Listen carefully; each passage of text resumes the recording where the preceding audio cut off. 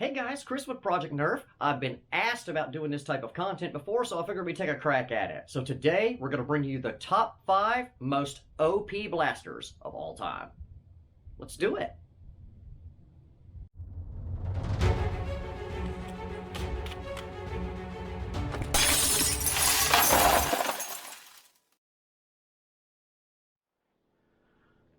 Alright guys, a couple things to go over before we get into it here. First, this list is completely based on stock blasters and the performance of that blaster in the era it was released. So we've judged on 5 categories. Let's go over those really quickly and I'll give you a quick breakdown. So on the board behind me here, hopefully you can see it. Okay, we have performance. Now that would be velocity and fire rate and things like that. Again, for its era.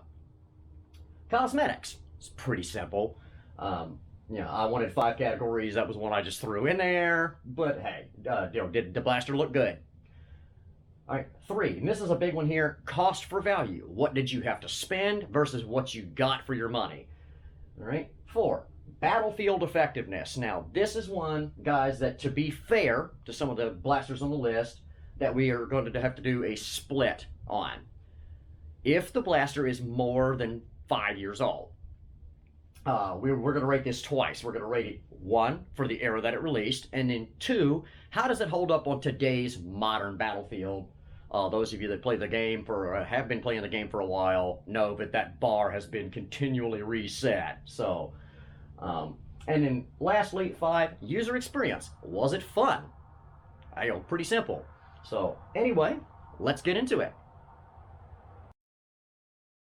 Number 5. Elite Rapid Strike.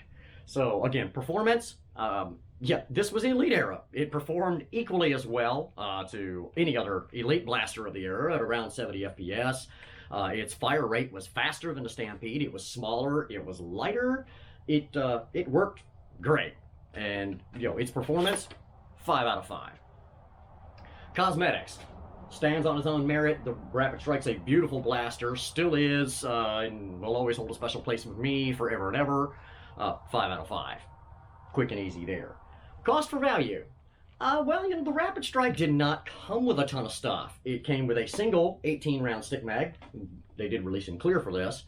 And that was pretty much it. It didn't come with a lot of stuff, so we're going to have to give it a 4. Out of 5 here. It was an expensive blaster and a great one, but it didn't come with a lot of stuff that really trumped up that cost for value. Battlefield effectiveness, again, more than 5 years old. So in its era, the Rapid Strike, 5 of 5, guys. It performed equally as well, if not better, than many of the other blasters of the era in 2012 when this blaster released. So no question in my mind, 5 of 5. It held its place on the battlefield as the full auto king for a long, long time. On today's battlefield, I'm forced to give this one like a 2.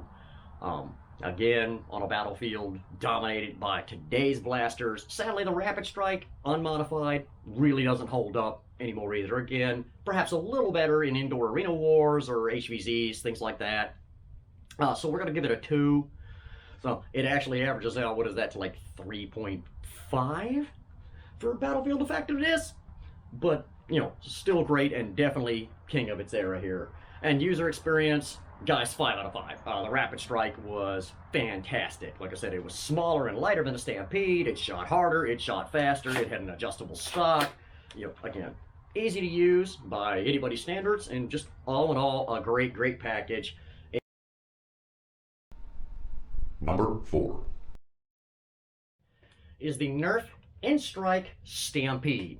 Now again, guys, for the era that this thing released, it was something on a whole nother level. It released in 2009 with the NStrike, so we're talking about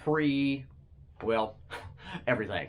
Pre-Elite, pre-Short Darts, pre-Rival, pre-Mega, pre-DZP, pre-Nexus, all of that stuff. There was none of that. So let's take a look at how this thing scored on our chart here. So for performance, okay, for the era, its muzzle velocity and fire rate was equal to, if not better than, most of the blasters that were on the market. 5 out of 5. Cosmetics. Again, that's a little subjective, but for me, the Stampede is absolutely a beautiful blaster. I still love the way it looks. It still paints up well, looks great. You know, it's sweet. 5 out of 5. Cost for value. This is where the Stampede actually really shines, guys. It was expensive. It was their flagship blaster, but it came with 3 18-round stick mags. This was the blaster that the 18-round stick mag released with. Before then we had 6s. So, and then all of a sudden, 18? Oh, wow. Holy cow. It was full auto. Again, similar performance to other NStrike blasters. It came with a shield. It came with a foregrip that dropped into a bipod. It came with a lot of stuff and was a great value for the money. 5 out of 5. Battlefield effectiveness. Okay, so again, more than 5 years old, so we have to rate it twice and we will average it. So, in 2009, when this blaster released, it was the be-all, end-all of stock class blasters, period. There was nothing better, in my opinion. It was so revered, actually, being mag-fed full auto, that several HVZs put it on a banned list before it ever even hit store shelves, because it was considered an unfair advantage to the human players. That's the reverence that this blaster was met with when it released. And in 2009, this thing was it. If you had a stamp, pretty much you trashed everybody on the battlefield.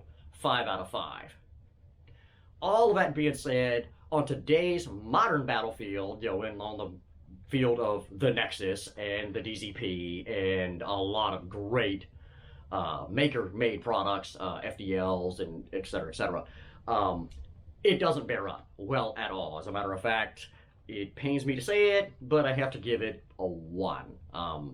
Might still take it out for fun in an HVZ or something like that, but as a whole, on today's battlefield, it pains me to say, but the Stampede truly doesn't have a place anymore without very, very extensive modification. So, battlefield effectiveness for its era, 5. On today's battlefield, 1. So we come out with an average of 3 on that, guys. And that just pains me, because I wish that I could just take my stamp out to any modern game and still use it, because I absolutely love this blaster. Okay, and lastly on our list, user experience. Okay, was it fun to play with? Yes, it was. It was a lot of fun. The only strike that I had against the blaster then, and even now, is it was heavy. 6D batteries in this thing. It was a chonker. And you'd get pretty damn tired toting this thing around the battlefield all day. But other than that, it was a lot of fun to play with. Being the grandfather of all of our mag-fed flywheelers now, with that quick reload, the ability to do that. Again, equivalent performance to other blasters of the era. Great looking cosmetics, easy to clean, easy to use. It was simple enough. Turn it on, pull the trigger, it did its thing. The Stampede was a lot of fun. 5 out of 5. Number 3. Jumping forward in time a little bit now, the Nerf rival Artemis. Okay, so performance. This was in an era where we were in a bit of a transition. So when it released, it was superior performance to elite blasters that were on the market. Rival was still relatively new, and things like that. It met or exceeded that of the other rival blasters on the market. And with its 30-round capacity and slam fire, yeah, its performance was great. 5 of 5. Cosmetics. I like the Artemis. I always did, and that's probably funny to hear the long gun guy say, because I prefer a long primary to a short one. However, I've always liked the cosmetic looks, of the Artemis. So yeah, we're gonna give her a pass. I'll give it a 5 for cosmetics. Cost for value. Okay, that's where we come into it again. It came with a blaster and it came with 30 rival balls. That was it. But at the time, rival rounds were really, really expensive, so to grab 30 of them was kind of a deal. We'll go with a 4. Battlefield effectiveness. Still more than 5 years old, so in its era when this thing released, it was a killer. You would wreck most stock elite players. The other rival blasters on the market were not as refined as this one, as I recall. And yeah, so 5 out of 5, guys. It had a high muzzle velocity, high capacity. It was small and compact and light. No batteries to run dead. It performed amazingly on the battlefield when it released. How about today? On today's battlefield, I gotta go with a 3 here, guys. There's no shortage of indoor events or HVZs or things like that, this is still a very viable primary blaster. And, holds up okay. Now, again, today's standard for stock class used to be kind of the gold standard for super stock stuff. But even then, holds up pretty well. We'll do a 3 on today's battlefield, giving it an average of 4. Right. And user experience, it's absolutely great with the Artemis. Again, it's small, it's lightweight, it's high capacity, it's slam fire, it's got great velocity. It was a ton of fun to play with. Yeah. 5 out of 5. Let's move on. Number 2. Guys, if the Artemis was good, a couple of years later, we got the Nemesis, and this thing was the game changer. It rewrote the book on Battlefield Standard. It just an amazing blaster. Its performance. Okay, it was equal to, if not better, than the other rival blasters on the market, Shamed Elite and Mega and everything else. 100 round capacity, full auto. You could run it on Ds or a accessory battery that you could get for it, and even get a little extra performance. Its performance for its era was absolutely unprecedented, and it was a true wrecking machine. So 5 of 5 for performance in its era. Cosmetics speaks for itself. It's an amazing looking blaster, in my opinion. It's got that great long gun feel. Yeah, 5 of 5. I love the way the Nemesis looks. Cost for value. Well, it was expensive. However, like I said, you got debatably the most OP blaster of all time, even though I've got it in the number 2 spot. And 100 rival rounds with it. Yeah, no, it was a pretty good value for its money. Again, it was pretty expensive, so we're gonna knock it down and give it maybe a 4. I think it would have been a 5 if it had been a $50 blaster, but it was a little more expensive than that. Battlefield effectiveness. In its era, this was it, guys. When this thing released, you had the Nemesis, and then you had everything else. Period. It was just awesome. Like I said, full auto, 100 rounds of capacity. We tested this very blaster when it released at 106 FPS on stock D batteries. Yeah, it was a killer. 5 out of 5 for its era. It's so good. As long as I have had this blaster, guys, you ready for this? I've never modified it. It is bone stock in every way. That's how good the Nemesis is. User experience, well, I mean, it was great. It was easy to use. You wrecked everybody. What more can you say? It was a beautiful blaster. Yeah, user experience was fantastic, guys. 5 out of 5. All right, guys, we've gone through the bottom 4, but before we unveil what I feel is the most OP blaster of all time, I've got 2 honorable mentions that I want to throw out there because they're certainly worth, putting in and around a list like this because I think they were game changers as well. So first up, often overlooked and who knows why, the Adventure Force Villainator. When it released, again, this is in the era of the Nexus and Aeon Pros and things like that, so its velocity, little on the low side. However, 40 rounds, slam fire. It came with the best long darts that money can buy, 40 of them. So it had, it was a really, really good value for the money at $20, guys. Still holds up quite well. I've played this bone stock on, several HVZ events and indoor wars. It's actually quite moddable, but we'll get into that another time. But yeah, so honorable mention goes to a Villainator because this was a great blaster. If you don't have one, get it. And our second honorable mention, the DZP Mark III. I know a lot of people really got bent at my review of this blaster, stating that I personally didn't feel it was worth $130. And I still don't, to be honest, mainly because of some of the functionality issues that it had. However, guys, it's a flywheeler that out of the box on stock batteries hits 150 FPS.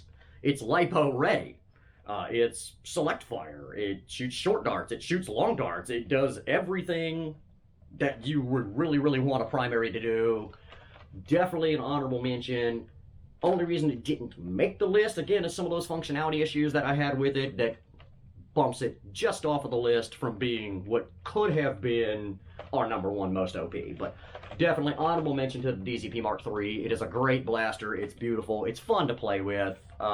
Most of the functionality issues can be fixed very inexpensively and with just very little time. So one of these days I'll get around to doing a video on that for you.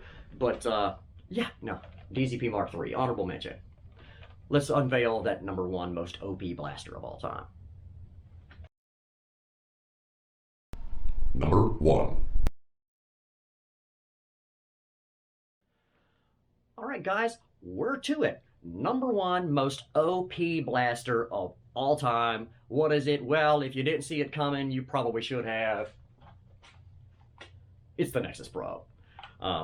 So let's start right out of the box. Performance. You know, on anybody's battlefield, it's not 5 years old yet, so, but even then, 150 FPS out of the box, shoots short darts and long darts, you know, yeah.